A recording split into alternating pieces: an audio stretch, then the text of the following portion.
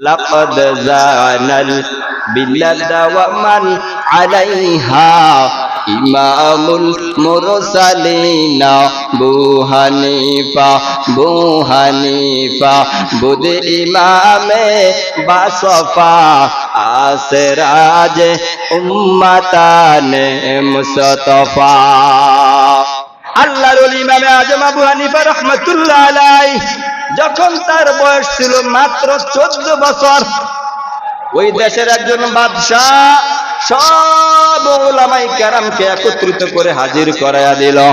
এবার বাদশাহ উলামায়ে কেরাম সব একত্রিত করে ডেকে বলতেছে, এ আলেমরা, তোমরা আমার রাজ্যের মধ্যে, আমার দেশের মধ্যে বসবাস করতেছ, তোমরা যে ভালো মানুষ, আলেম উলামা মানুষ, তোমাদের জ্ঞান বুদ্ধি অনেক আছে। আমি আজকে তোমাদেরকে 3টি প্রশ্ন করব, যে 3 প্রশ্নের জবাব দিতে পারবা তাহলে তোমাদের ভাগ্য ঘুরে যাবে, আর যদি দিতে না পারো তাহলে ভাগ্যের পরিণতি তোমাদের ভোগ করতে হবে। এবার বাদশা ডেকে বলে, 1 নম্বর প্রশ্ন হলো, আমি জানতে চাই আল্লাহ পাক রব্বুল আলামিন এখন কি করেন। 2 নম্বর প্রশ্ন হলো, আল্লাহ পাক রব্বুল আলামিন এখন কোন দিকে তাকায় আছেন। 3 নম্বর প্রশ্ন ছিল, আল্লাহ পাক রব্বুল আলামিনের আগে কে ছিলেন। 1 নম্বর প্রশ্ন, আল্লাহ তাআলা কি করেন। 2 নম্বর প্রশ্ন, আল্লাহ তাআলা কোন দিকে তাকায় আছেন। 3 নম্বর প্রশ্ন, আল্লাহ তাআলার আগে কে ছিলেন। 3টা জটিল প্রশ্ন। 3 প্রশ্ন যখন বাদশা করলেন, পুরা ময়দান নিস্তব্ধ, কোনো আওয়াজ নাই, ময়দানটা চুপচাপ। সব উলামায়ে কেরাম একত্রিত হয়ে চিন্তায় পড়ে গেল, কি করা যায়, কি ব্যাপার। বাদশাহ যেই প্রশ্ন করেছে, প্রশ্নের জবাব আমরা কিভাবে দিয়ে দেব, চিন্তায় মগ্ন হয়ে গেল। কন্যার থেকে এক 14 বছরের বালক দাঁড়ায়া গেল, এ বাদশাহ, আপনি 3টি প্রশ্ন করেছেন, 3 প্রশ্নের জবাব আমি যদি দিয়া দেই তাহলে আপনি কোনো মানবেন কিনা। বলে, হ্যাঁ, যদি তুমি দিতে পারো তাহলে অবশ্যই তোমার কথা আমি মানব।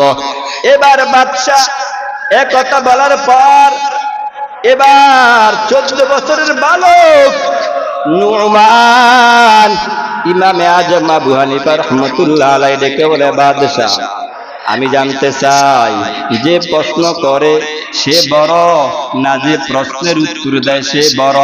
বলে, যে প্রশ্নের উত্তর দেয় সেই হলো বড়। ও বাদশাহ, আমি আরো জানতে চাই, যে প্রশ্ন করে সে ছাত্র, যে প্রশ্নের উত্তর দেয় তাকে কি বলে। বলে, সে হলো উস্তাদ। ও বাদশাহ, তাহলে আপনি বলেন, আপনি হলেন প্রশ্ন করেনেওয়ালা, আপনি হলেন ছাত্র, আমি হইলাম প্রশ্নের উত্তর দেওয়া, আমি হইলাম উস্তাদ। ও বাদশাহ, তাহলে ছাত্র বড় না উস্তাদ বড়।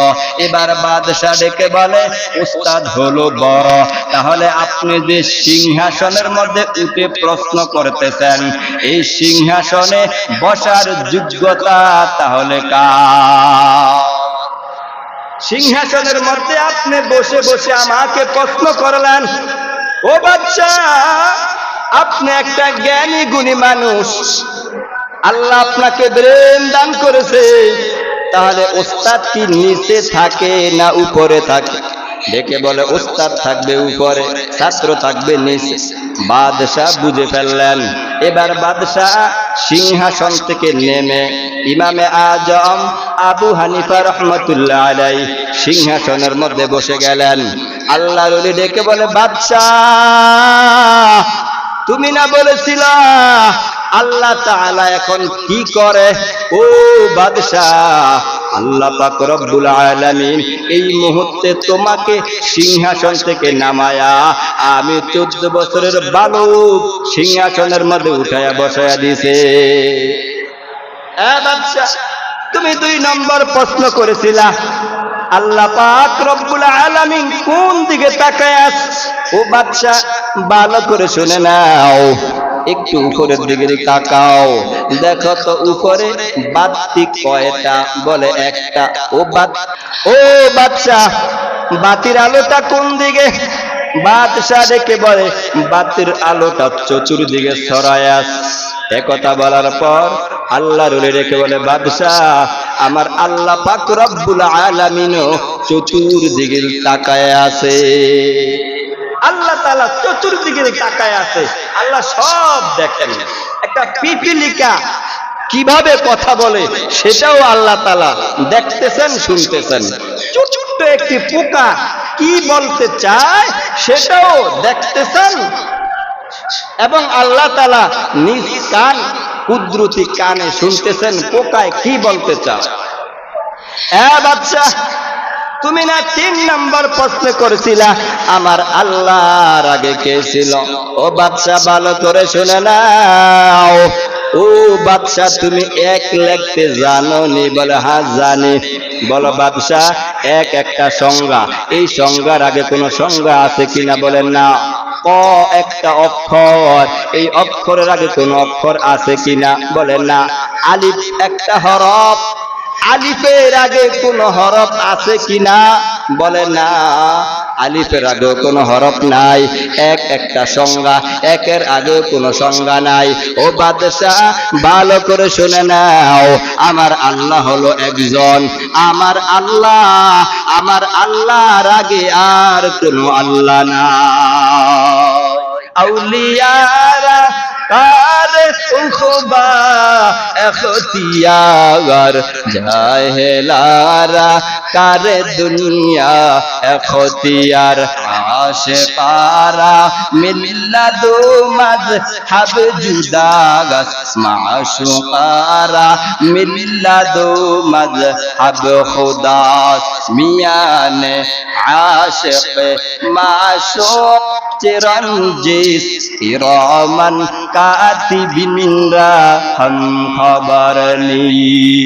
নাস্তিক বের হয়ে গেল, জমিনকে সৃষ্টি করলো, এটা তো জমিন এমনি হয়ে গেল। আমি বলতে চাই আল্লাহ বলতে কিছু নাই। নাস্তিক যখন এই কথা বলার পর ওই জামানায় ইমামে আজম আবু হানিফা রাহমাতুল্লাহ আলাইহি একজন মুরিদ ছিলেন শাগরিদ।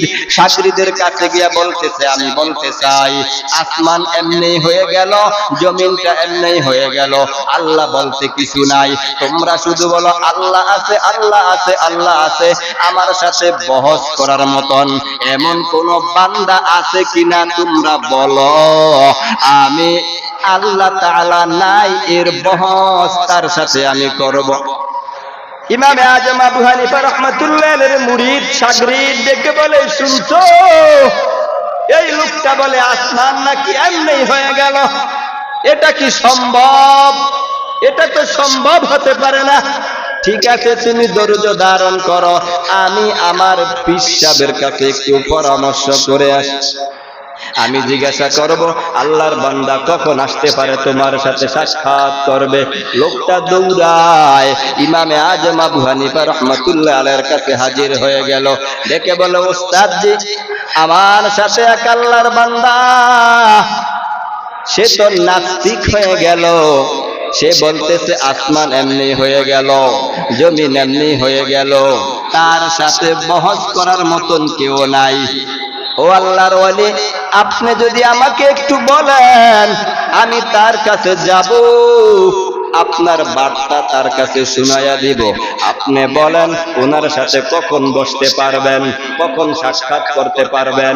এই কথা বলার বিনিময় ইমামে আজম আবু হানিফা রাহমাতুল্লাহ আলাইহি ডেকে বলে, যাও তুমি যাও, তাকে বলবা। সে বলে, আমার ওস্তাদ বলছে আগামীকাল রাত 8টার সময় তোমার সাথে সাক্ষাৎ করব, তুমি প্রস্তুত নিয়ে থাকো। একথা বলার পর লোকটা যখন চলে গেল, পরের দিন রাত 8টার সময় এসে গেল। 8টার সময় উপস্থিত খাদেমকে ডেকে বলে, কি ব্যাপার, ওই তোমার উস্তাদ, এখনো তার কোনো সাক্ষাৎ নাই। একথা বলার পর ডেকে বলে, আমার উস্তাদ তো বলছে 8টার সময় আসবে, এখন 9টা বেজে গেল, আসতেছে না। 10টা বেজে গেল, আসতেছে না। 11টা বেজে গেল, আসতেছে না। নাস্তিক আস্তে আস্তে গরম হয়ে যাইতেছে, আগুনের মতন তেলে বেগুনে বেজে গেল। কি ব্যাপার? জাস্ট যখন 12টা বাজছে তখন দেখতেছে আল্লাহর ওলি ইমামে আজম আবু হানিফা রহমাতুল্লাহ আলাইহি আস্তে আস্তে হেঁটে হেঁটে আসতেছে। লাকাদ জানাল বিল্লাদা ওয়া মান আলাইহা ইমামুল মুরসালিনা আবু হানিফা বুদ ইমামে বাসফা আসরাজ উম্মতানে মুস্তাফা। আল্লাহর ওলি যখন আসতে সামনে এসে হাজির, দেখে বলতেছে আপনি কি ইমামে আজম আবু হানিফা?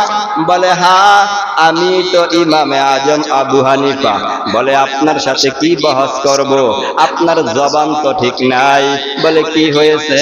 বলে আপনি না বলছিলেন রাত 8টার সময় আসবেন, এখন দেখি রাত 12টা বেজে গেল, এত দেরি করে আপনি কেন আসলেন? আপনি তো ওয়াদার বরখেলাপ করছেন, অতএব আপনার সাথে কোনো বহস নাই। আল্লাহর ওলি ডেকে বলে বাবা দাঁড়াও, তুমি তো আগে শুনবা আমার কেন দেরি হয়েছে। বলে হ্যাঁ আমি শুনবো, আপনি বলেন। বলে বাবা আমি নদীর কিনারায় ঠিক সময় আসছিলাম, কিন্তু তুমি এখানে আসার সময় একটা নদী পথ, ওই নদী পার হইতে নৌকার প্রয়োজন, মাঝির প্রয়োজন পড়ে। বাবা আমি যখন নদীর কিনারায় আসলাম দেখতেছি নদীর কিনারায় কোনো নৌকার ব্যবস্থা নাই, মাঝি মহল্লারও কোনো ব্যবস্থা নাই। আমি অনেকক্ষণ যাবত নদীর কিনারায় দাঁড়িয়ে আছিলাম। আমি আল্লাহর কাছে বলি দয়ার মালিক, ওখানে লোক দাঁড়িয়ে আছে, আমি তো এখান থেকে যাওয়ার কোনো ব্যবস্থা নাই। আমি সরাসরি রব্বে কারিমের দিকে রুজু হয়ে গেলাম। হঠাৎ দেখতেছি নদীর পাশে মোটা একটা গাছ, এই গাছটা আস্তে করে শুয়ে পড়ল। কোনো করাতের ব্যবস্থা নাই, গাছ কাটার কোনো মানুষ নাই, আস্তে গাছটা জমিনে শুয়ে পড়ল। করাতি সারা, গাছ কর্তন করনেওয়ালা সারা, আমনা আমনি গাছটা তক্তায় পরিণত হয়ে গেল। মেস্তরি সারা এই গাছটায় নৌকায় পরিণত হয়ে গেল। মাঝি মহল্লা সারা নৌকাটা নদীতে ভাসতে শুরু করলো। আমি আল্লাহর বান্দা নৌকার মধ্যে উঠে পাড়া দিলাম, পাড়া দেওয়ার সাথে সাথে নৌকাটা এই পার চলে আসলো। এবার নাস্তিক ডেকে বলে এ আল্লাহর ওলি ভালো করে কথা বলেন, করাতি সারা গাছ কাটা যেমন অসম্ভব, মাঝি সারা নৌকা চালানো হলো অসম্ভব, মেস্তুরি সারা নৌকা বানানো অসম্ভব। এটা কখনো হতে পারে না। করাত সারা গাছ কখনো মাটিতে পড়তে পারে না, মেস্তুরি ছাড়া গাছ কখনো নৌকায় পরিণত হইতে পারে না, মাঝি ছাড়া কখনো নৌকা চলতে পারে না। করাত ছাড়া যেমন নৌকা বানানো অসম্ভব, মেস্তুরি ছাড়া যেমন নৌকা বানানো অসম্ভব, মাঝি মহল্লা ছাড়া যেমন নৌকা বানানো অসম্ভব। এই নাস্তিকের বাচ্চা তুমি শুনে নাও, এই জমিনের মধ্যে দুনিয়ার মধ্যে আমার আল্লাহ ছাড়া আসমান জমিন বানানো অসম্ভব। আউলিয়ারা কারে উখবা এখতিয়ার, জাহেলারা কারে দুনিয়া এখতিয়ার, আশিকারা মিল্লাদু মাযহাব জুদাগাস, মাশুকারা মিল্লাদু মাযহাব খুদাস, মিয়ানে আশিক মাশুক চিরঞ্জিস ইরামান কাতিবিনরা হাম খবর নিস। এবার নাস্তিক বুঝতে পারলো নৌকা যেভাবে এমনি হয়ে গেল, নৌকা বানানোর জন্য মিস্ত্রির প্রয়োজন ছিল, মিস্ত্রিও নাই। নৌকা চালানোর জন্য মাঝির প্রয়োজন ছিল, মাঝিও নাই। যেই নৌকাটা মাঝি মহল্লা মিস্ত্রি ছাড়া মানুষ ছাড়া বানানো সম্ভব, তাহলে বোঝা গেল এটা যদি অসম্ভব হয় তাহলে আল্লাহ তাআলা একজন অবশ্যই আছে। আসমান জমিন আল্লাহ তাআলা ছাড়া বানানো অসম্ভব। আউলিয়ারা কারে উখবা এখতিয়ার, জাহেলারা কারে দুনিয়া এখতিয়ার। ইয়ানে আশিক মাশুক চিরঞ্জিস ইরামান কাতিবিনরা হাম খবর নিস। আমার দয়ার মাওলারে, আমার মায়ার মাবুদ রে, কোথায় গেলে পাইব তোমার ঠিকানা? তোমাকে বুঝি আমি পাইলাম না, তোমাকে পাওয়ার আশে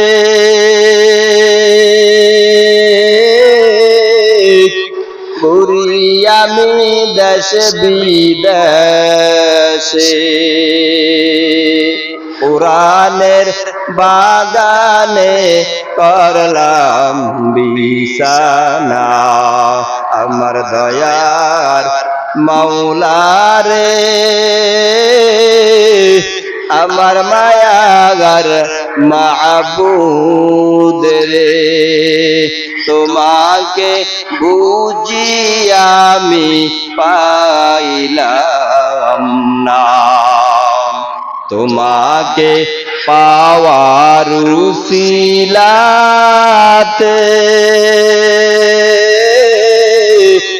হাত দিলাম আমি পীরের হাতে। পার পাবো কি জানতে মনের বাসনা, পার পাবো কি জানতে মনের বাসনা, আমার দয়ার মাওলারে, আমার মায়ার মাবুদ রে, কোথায় গেলে পাইব তোমার ঠিকানা? তোমাকে বুঝি আমি পাইলাম না। ওয়ামতাজুল ইয়াওমা আইয়ুহাল মুজরিমুন, যে কোজা কর আলমে আয় মুহতারাম মুস্তফা কি উম্মতি খায়রুল উমাম। নিজামুদ্দিন আউলিয়া রহমাতুল্লাহ আলাইহির কাছে ভদ্রলোক এসে হাজির। হুজুর আমার জন্য দোয়া করেন, আমি পেরেশানি থেকে যেন মুক্ত হয়ে যাই। নিজামুদ্দিন আউলিয়া রহমাতুল্লাহ আলাইহি দেখে বলে, বাবা তোমার তো মাত্র একটা পেরেশানি, আর আমি নিজামুদ্দিন আউলিয়ার চারটা পেরেশানি। কয়টা? চারটা পেরেশানি। মনোযোগ দিয়ে শুনেন। শুধু এটা আল্লাহর ওলির জন্য না, নারী পুরুষ প্রত্যেকটা মুসলমানের জন্য এই চারটা পেরেশানি। এরে আম্মা জান, শুধু পুরুষের পেরেশানি তাই নয়, আপনাদেরও এই চারটা পেরেশানি থাকা দরকার। আল্লাহর ওলি নিজামুদ্দিন আউলিয়া রহমাতুল্লাহ আলাইহি দেখে বলে, এরে বাবা তুমি মাত্র একটা পেরেশানি নিয়ে আমার কাছে হাজির হয়েছ, আমি নিজামুদ্দিন চারটা পেরেশানি নিয়ে মগ্ন। এক নম্বর পেরেশানি হলো, আল্লাহ তাআলা যখন আমি নিজামুদ্দিনকে যখন মায়ের পেটে ধারণ করে দিয়েছে, মায়ের পেটে ঢুকার সাথে সাথে আল্লাহ তাআলা ফেরেশতার মাধ্যমে লিখেছেন আমি নিজামুদ্দিন, আমি বদকার না নেককার এটা লেখা হয়ে গেছে। কিন্তু আমি তো নিজামুদ্দিন জানি না আমি কি বদকার নাকি নেককার। আমার একটা পেরেশানি। বলে 2 নম্বর পেরেশানি হলো কিতাবের মধ্যে আসছে যখন মানুষ নাকি মারা যায়, বলে মারা যাওয়ার সাথে সাথে তার রূহটা ফেরেশতারা ইল্লিয়িনে নিয়ে যাবে। যদি বান্দা ভালো কাজ করে তাহলে তার রূহটা যাবে জান্নাতে, আর যদি বান্দা ভালো কাজ করতে না পারে তাহলে তার রূহটা যাবে জাহান্নামে। আমি নিজামুদ্দিন জানা নাই আমার রূহটা কি ইল্লিয়িনে যাবে না সিজ্জিনে যাবে, আমার জানা নাই আমি জান্নাতে যাব নাকি জাহান্নামে যাব। 2 নম্বর পেরেশানি। 3 নম্বর পেরেশানি হলো কাল কিয়ামতের ময়দানে আল্লাহ তাআলার সামনে যখন আমি হাজির, তখন আমার আমলনামা যদি ভালো হয়ে যায় আমার আমলনামাটা ডান হাতে এসে যাবে। যত নেকের কাজ করলাম সব আমলনামা ডান হাতে এসে যাবে। আর আমি যদি ভালো কাজ করতে না পারি আমার বাম হাত পেট দিয়ে ঢুকায়া পিঠ দিয়ে বের করে তারপরে আমার আমলনামা বাম হাতে দেওয়া হবে। 4 নম্বর পেরেশানি হলো আল্লাহ তাআলা ডেকে বলে ওয়ামতাজুল ইয়াউমা আইয়ুহাল মুজরিমুন, দেখো যা কর आलमे आए मुहतरम मुस्तफा की उम्मती खैरुल उम्माम।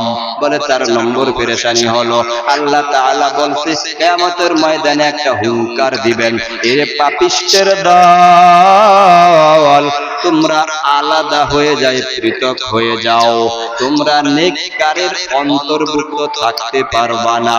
আল্লাহর ওলির 4 পেরেশানির কথা শুনিয়া ভদ্রলোক দেখে বলে আল্লাহর ওলি এই পেরেশানি তো আপনার একা না, এটা তো আমারও পেরেশানি থাকা দরকার। এরে আম্মা জান, এটা শুধু টুপিওয়ালাদের পেরেশানি না, এটা আপনাদেরও পেরেশানি। আপনিও যখন নাকি মায়ের গর্ভে ঢুকলেন আপনি আম্মা জান নেককার না বদকার এটা আপনার জানা নাই। আপনার রূহটা জান্নাতে যাবে না জাহান্নামে যাবে এটাও আপনি জানেন না। আপনি আপনার আমলনামা ডান হাতে আসবে নাকি বাম হাতে আসবে এটাও আমাদের জানা নাই। আমরা কি নেককারের দলে থাকবো নাকি পাপিষ্টের দলে থাকবো এটাও আমাদের জানা নাই।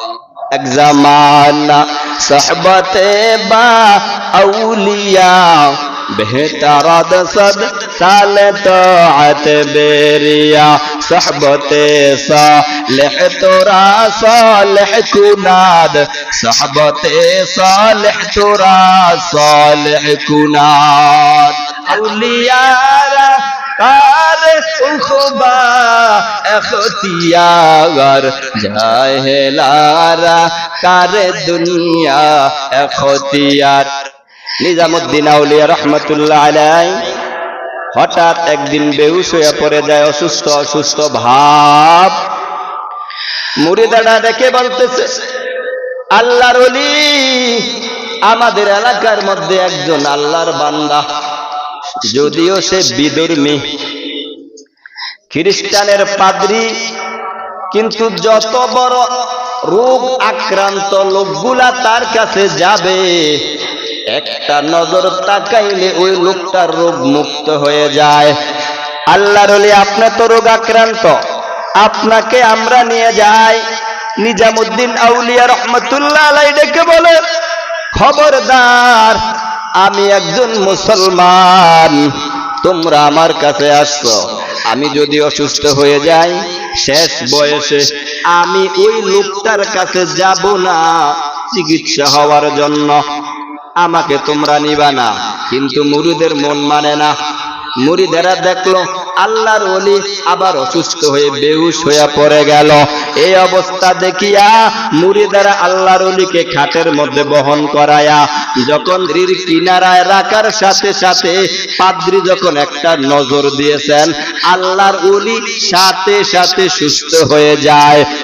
এই দৃশ্যটা দেখার পর নিজামুদ্দিন আউলিয়া রহমতুল্লাহ আলাইহি চিন্তায় মগ্ন হয়ে যায়, কি ব্যাপার? একজন ইহুদি খ্রিস্টান। এই পাদ্রির মধ্যে কি এমন আছে?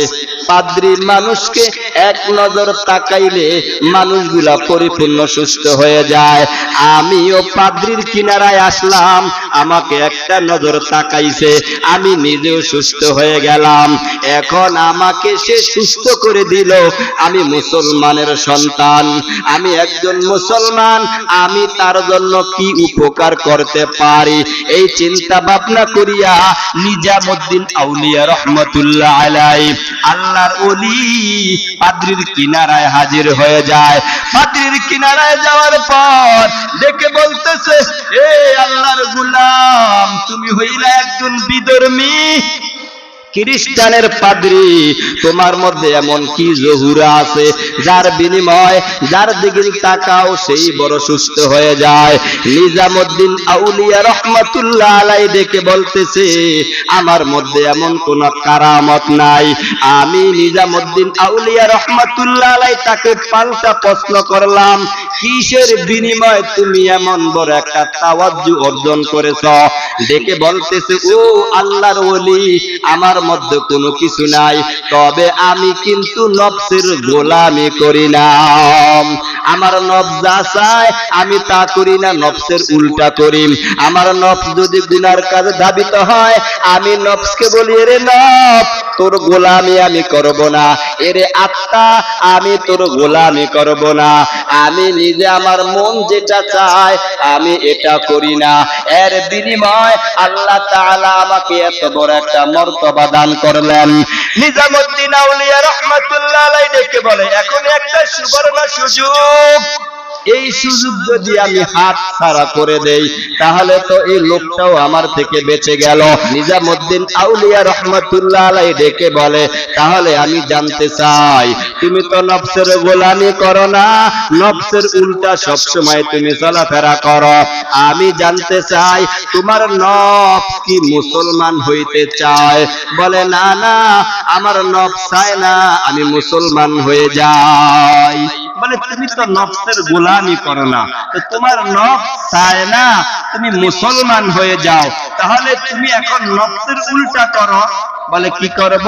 বলে, তোমার নফস চায় না তুমি নফসের গোলামি করো, মুসলমান হয়ে যাও, তাহলে তুমি এখন কি করবা? বলে, কি করব? বলে, তুমি নফসের উল্টা সব সময় চলো, তাহলে এখন তুমি নফসের গোলামি বাদ দিয়া নফসের উল্টা যেহেতু তুমি চলবা, তাহলে তুমি মুসলমান হয়ে যাও। দেখছেন নি, আল্লাহওয়ালাদের অল্প সময় সোহবত লাগছে তার প্রতি, অল্প সময়। এই জন্য তো বলছেন শেখ সাদি রহমতুল্লাহ আলাইহি, তুমি ইবাদত করো, কিন্তু আল্লাহ ওয়ালা যারা খাঁটি আল্লাহ ওয়ালা, এদের দরবারে এদের মজলিসে অল্প সময় বসে থাকবা, তোর 12 বছর ইবাদতের সওয়াব তোমার আমলনামায় এসে যাবে। এক জামানা সাহবতে বা আউলিয়া बेहतरद सद साले ताअत बेरिया सहबते सालेह तोरा सालेह कुनाद सहबते सालेह तोरा सालेह कुनाद। আল্লাহর ওলি নিজামুদ্দিন আউলিয়া রহমাতুল্লাহ আলাইহি ডেকে বলতেছে, তোমার নফস চায় না তুমি মুসলমান হয়ে যাও, এখন তুমি নফসের উল্টা যেহেতু করতে চাও, আমি তোমাকে বললাম তুমি এখন মুসলমান হয়ে যাও। হিন্দু খ্রিস্টানের পাদ্রী চিন্তা ভাবনা করে বলে, ঠিক আছে, সারা বছর আমি এর উপরে সাধনা করলাম, একটা কথার বিনিময়ে আমার সাধনাটা ভেঙে যাবে, এটা কখনো হইতে পারে না। ঠিক আছে, আমি অনুমতি দিলাম, আমাকে এই মুহূর্তে আপনি কালেমা পড়ে মুসলমান বানায়া দেন।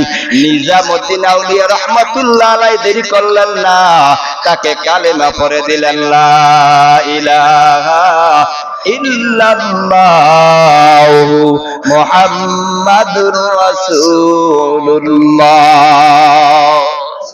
আল্লাহুম্মা আনতাস সালাম ওয়া মিনকাস সালাম তাবারাকতা ইয়া যাল জালালি ওয়াল ইকরাম।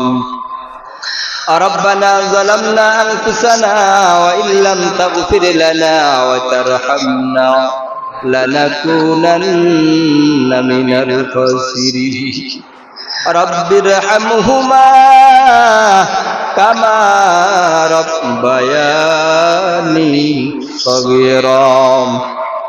আয় রব্বুল আলামিন, দয়ার মালিক, আমরা গুনাহগার বান্দা, ও দয়ার মালিক, এখানে জিকির হয়েছে, কোরআন ও হাদিসের কিছু কথা হয়েছে, দুরূদ শরীফ পাঠ করা হয়েছে। যদি আমাদের মধ্যে ভুল হইয়া থাকে, আয় আল্লাহ তাআলা, তুমি আমাদের ভুল ত্রুটি ক্ষমা করিয়া ইয়ার সওয়াব হুজুর সাল্লাল্লাহু আলাইহি সাল্লামের রওজাতে পৌঁছায়া দেন। আয় আল্লাহ, বাবা আদম থেকে পর্যন্ত যত মুমিন মুমিনাত যারা অন্ধকার কবরে চলে গেল, সকলের কবরে হাদিয়া পৌঁছায়া দেন। আয় আল্লাহ, আমরা যারা হাত তুললাম, আমাদের মধ্যে অনেকের মা নাই, অনেকের বাবা নাই।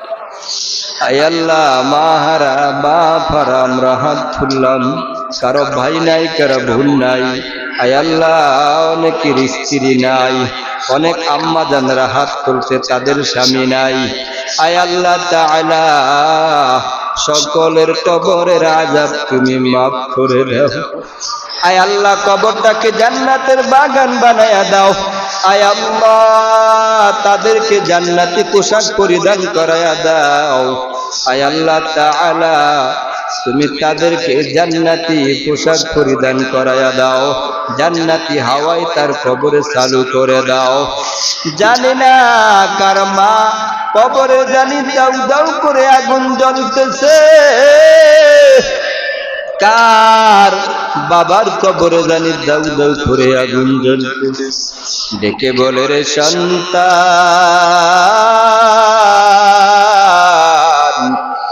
আমি তোর মা, আমি তোর বাবা, আমি তোর ভাই, আমি তোর বোন, আমি তোমার স্ত্রী। আজ আমি অন্ধকার কবরে চলে আসলাম, আমার কবরের আযাব হচ্ছে, তুমি একটু দোয়া করো, আল্লাহ তাআলা যেন আমার কবরের আযাব মাফ করে দেয়। আয় আল্লাহ, এই সমস্ত কোন মুসলমানের কবরে যদি আযাব হয়েই থাকে, দয়া মায়া করে তাদের কবরের আযাব মাফ করে দাও, কবরটা জান্নাতের বাগান বানায়া দাও। আয় আল্লাহ, আহাল পরিবার যারা আছে, ধৈর্য ধারণ করার তৌফিক দান করেন। আয় আল্লাহ, এই এলাকার আম্মা জান যারা আছে, তাদেরকে নেক হায়াতে তৈয়বা দান করেন। আয় আল্লাহ, পর্দা করার তৌফিক দান করেন, 5 ওয়াক্ত নামাজ পড়ার তৌফিক দান করেন। ছেলে সন্তান, স্বামী স্ত্রী বিবি বাল বাচ্চা একই ফ্যামিলিতে মিলে মিশে থাকার তৌফিক দান করেন। আয় আল্লাহ, এই এলাকার যত ময় মুরব্বী বিদ্যা জোয়ান আছে, সবাইকে নামাজিওয়ালা বানায়া দেন, মসজিদ মুখীওয়ালা বানায়া দেন। এই এলাকার অনেক ছেলেরা বিদেশে আছে, জানি না কেউ দুঃখে কষ্টে আছে কিনা, কারো আকামা নাই, কারো কাজ নাই। আয় আল্লাহ, কেউ বা আবার অসুস্থ, আয় আল্লাহ, যার আকামা নাই, আকামার ব্যবস্থা করে দাও। যে ভাইয়ের কাজ নাই, কাজের ব্যবস্থা করে দাও। বিদেশে যারা অসুস্থ, পরিপূর্ণ সুস্থতা দান করে দাও। আপদ বিপদ বালা মুসিবত থেকে হেফাজত করে নাও। বিদেশের বাড়িতে বড় আশা করে গেছে কিছু টাকা উপার্জন করার জন্য, হালাল পথে তুমি কোটি টাকার মালিক বানায়া দাও। আবার সুন্দর মতন বিবি বাল বাচ্চা মা সন্তানের কাছে সুন্দর মতন আবার আসার তৌফিক দান করে দিও। ওই দেশে যারা আছে মালিক, সবাইকে নামাজিওয়ালা বানায়া দিও। আয় আল্লাহ, আমরা গুনাহগার, গুনাহগুলি মাফ করে দাও। এই এলাকার মধ্যে খাস রহমত নাজিল করেন। আয় আল্লাহ, মাদ্রাসা মসজিদ কবুল করে নেন, ছাত্র শিক্ষকদের কবুল করে নেন। অনেক আম্মা জানরা মালিক সন্তানকে বড় আশা করে মাদ্রাসায় দিয়েছে, প্রত্যেকটা মায়ের আশা তুমি পূরণ করে দিও। প্রত্যেকটা সন্তানকে কোরআনে হাফেজ বানায়া দিও, প্রত্যেকটা সন্তানকে আলেম বানায়া দিও, প্রত্যেকটা সন্তানকে দ্বীনের খাদেম বানায়া দিও। আয় আল্লাহ, প্রত্যেকটা মানুষকে ঈমানি হালাতে চলবার থাকার তৌফিক দান করে দিয়েন। আমাদের মধ্যে যারা অসুস্থ পরিপূর্ণ সুস্থতা দান করে দিয়েন। আয় আল্লাহ, কত আম্মা জান মাজায় ব্যথা পায়, ব্যথা সাবানিকার মানি, আয় আল্লাহ এই সমস্ত রোগ বালা মুসিবত থেকে হেফাজত করে নিয়েন। আয় আল্লাহ বেশি বেশি জিকির নেক আমল করার তৌফিক দান করে দিয়েন। এই এলাকা অনেক আম্মা জানরা মাদ্রাসা মসজিদে অনেক টাকা দান করেছেন, এই দানের উসিলা করে তুমি তাদেরকে মাফ করে দিও। আয় আল্লাহ যারা মাদ্রাসা মসজিদে দান করে এদেরকে মাফ করে দিয়েন। আয় আল্লাহ মৃত্যুর সময় তুমি কালেমা নসিব করে দিও, জান্নাতের উচ্চ মাকাম দান করে দিও। আয় আল্লাহ মক্কা মদিনা রওজা যাওয়ার তৌফিক দান করে দিও। যারা যাইতে পারে নাই যাওয়ার তৌফিক দান করেন, যারা গেছে বারবার যাওয়ার তৌফিক দান করেন। মক্কা মদিনা তুমি জিয়ারত করার তৌফিক দান করে দিও। আয় আল্লাহ আমরা গুনাহগার, গুনাহগুলি মাফ করে দাও। ও রব্বে কারীম, এই দুনিয়া একদিন ছিলাম না, এখন আছি আর একদিন থাকবো না, তবে যাওয়ার আগে খাঁটি মুমিন না বানায় অন্ধকার কবরে ডাক দিও না। আয় আল্লাহ আজকের মাসিক ইজতেমা কবুল করে নাও। আয় আল্লাহ আজকে মাসিক ইজতেমা কবুল করে নাও। যারা আসছে তাদেরকে কবুল করে নাও, যারা আসে না তাদেরকে কবুল করে নাও।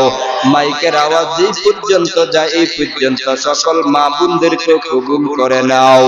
আয় আল্লাহ তাআলা আমরা গুনাহগার, গুনাহগুলি মাফ করে দিয়েন। কিয়ামতের কঠিন মুসিবতের সময় আরশে আজিমে ছায়ার তলে থাকার তৌফিক দান করে দিয়েন। আয় আল্লাহ হাউজে কাউসারের পানি পান করার তৌফিক দান করে দিয়েন। বিনা হিসাবে জান্নাতুল ফিরদাউসে যাওয়ার তৌফিক দান করে দিয়েন। ওয়াসাল্লাল্লাহু তাআলা আলা খায়রি খালকিহি মুহাম্মাদিন ওয়া আলিহি ওয়া আসহাবিহি আজমাইন। আয় আল্লাহ অনেক এলাকার মধ্যে সারা বাংলাদেশে কত কন্যা সন্তান আছে বিবাহ হয় নাই, তাদেরকে বিবাহের ব্যবস্থা করে দাও। কত যুবক আছে বিবাহ হয় নাই, ব্যবস্থা করে দাও। কত মা বোন আছে আয় আল্লাহ সন্তানাদি হয় নাই, তাদেরকে সন্তানাদির ব্যবস্থা করে দাও।